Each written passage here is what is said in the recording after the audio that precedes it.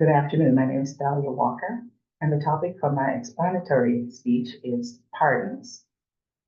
When the United States transitions from president to president, the news agencies are abuzz with so many stories. Some of us watch the inauguration to see who was wearing what, but we also know that this is the time that presidents issue pardons. President Biden issued a pardon to his son on December 1st, 2024.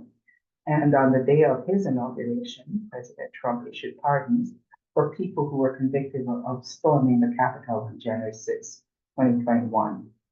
This stirred my interest and led me to see what pardons are all about, how and why they're bestowed or granted, how many pardons there are, the effects they have on people's lives, and I found some interesting data that I plan to share with you.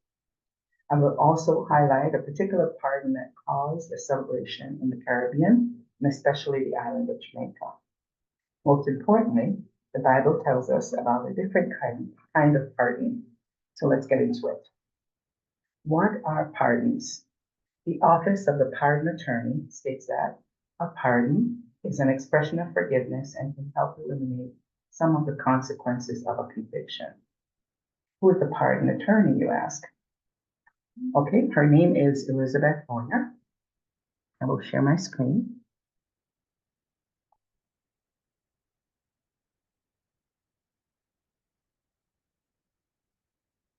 The Department of Justice site states that the pardon attorney is not a political appointee or a prosecutor.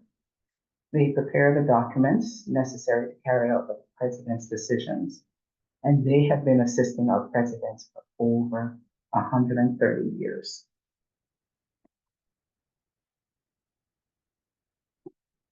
People can receive pardons in two ways. Excuse me. The president can issue a pardon, and people can submit applications to the Office of the Pardon Attorney. In researching what pardons are, I learned that you can search the U.S. Department of Justice's website to find a specific pardon, and you can even download the list of pardons issued. Share the screen with you again.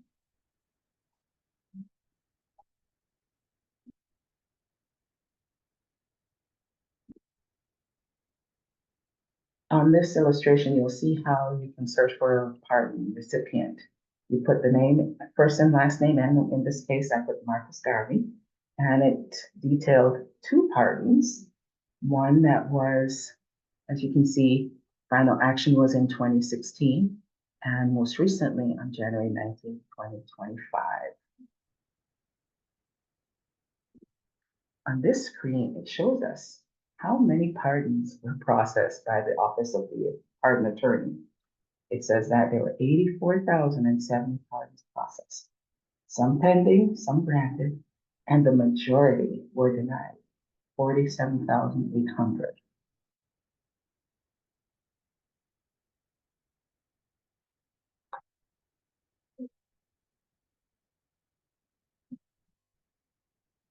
Now, let's play a little trivia. From the previous illustration, we learned that the Office of the Pardon Attorney processed 84,070 pardons. Did it make you wonder which president issued the least or the most pardons? I hope it did, because I have an answer. If you answered yes, let's play a little trivia.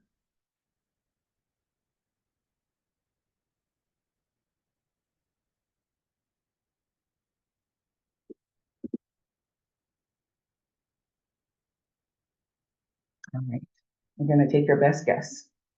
Which president issued the least number of pardons and which president issued the most? The least number of pardons were granted by President George H.W. Bush, 296 pardons.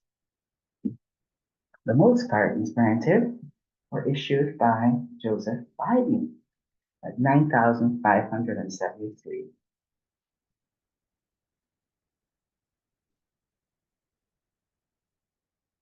All right, let's look at how and why pardons are bestowed or granted. I wanted to also know, can a president pardon someone before they're indicted, convicted, or sentenced for a federal offense against the United States? I learned that it's highly unusual, but there have been cases where people who have not been charged with a crime were pardoned. A few examples are President Gerald Ford pardoned President Richard Nixon after Watergate. President Jimmy Carter pardoned the Vietnam War draft dodgers. Also be aware that if you were granted a presidential pardon, pardoned offense would not be removed from the criminal record. You observe that pardons are pending, granted, and denied. Like me, you may be wondering, can a pardon be refused? Pardons can be seen as a gift, a chance to clear your record. I did not know it was possible, but a pardon can be refused. Pamela Hemphill rejected President Trump's pardon that was issued on January 19, 2025. She said, and I quote, accepting a pardon would only insult the Capitol police officers, rule of law, and of course, our nation. She went on to say, I pleaded guilty because I was guilty, and accepting a pardon would only serve to contribute to gaslighting and false narrative. She pled guilty and was sentenced to 60 days for her part in the riots. The next thing I would like to look at is how receiving a pardon affects the lives of who receive them. I compared two men who were convicted of the same crime and both were pardoned. However, there's a difference.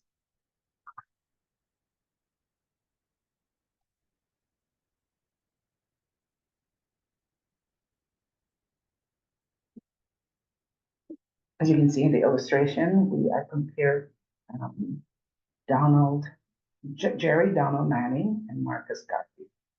They were both convicted of mail fraud in Marcus Garvey in 1922 and Jerry Manning in 1985. Jerry Manning received a 3 years probation, and Marcus Garvey was received the maximum punishment under the law. He served only 2 years of the 5 year prison term, and he was deported to Jamaica. They both received $1,000 fine, and they both were pardoned.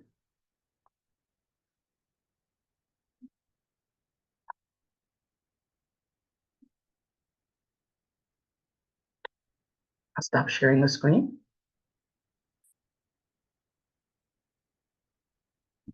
Of all the things I learned during this research, um, I'd like to end this presentation with 2 points. We saw the comparison between the 2 men who were convicted of mail fraud at different times in our history in our previous illustration.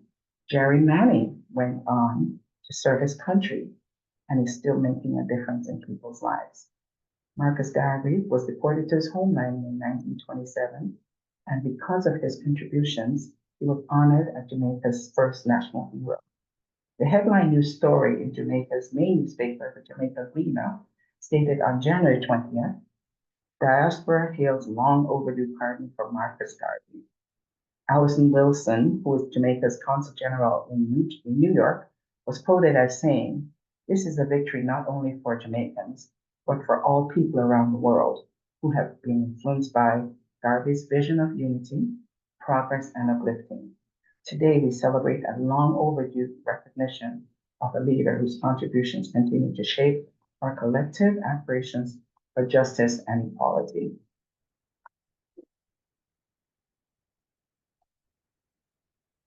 I will share my last screen for my second point.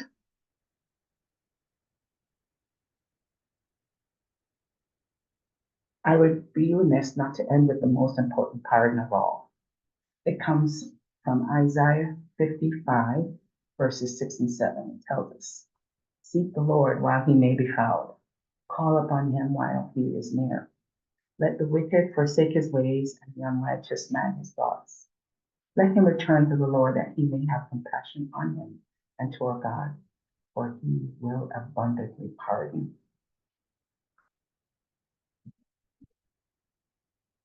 My hope is that you've learned something about pardons and how they're bestowed or granted and how they affect everyone, not just the person receiving them. and especially the pardon from the Lord. Thank you.